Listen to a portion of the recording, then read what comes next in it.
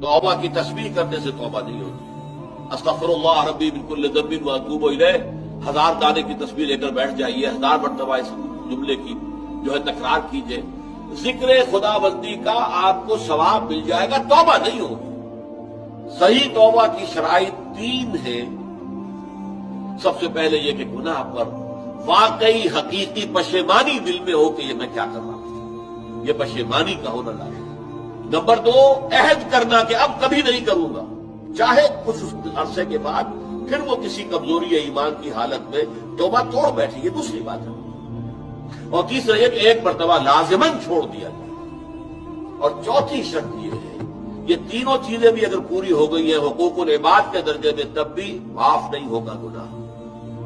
جس کا حق مارا ہے، جس پر ظلم کیا ہے، جس پر زیادتی کی ہے، جب تک اس سے معافی حاصل نہیں کرو گے اللہ معاف نہیں کرے گا۔ یہ بڑی کڑی شرط ہے، بڑی کڑی شرط۔ ورنہ کیا ہوگا قیامت کے دن؟ تمہاری نیکیاں اس کو دی جائیں گی، اس کے پڑھنے میں ڈال دی جائیں گی، اس لیے کہ وہاں کرنسی صرف یہی ہوگی، نیک اعمال بد اعمال۔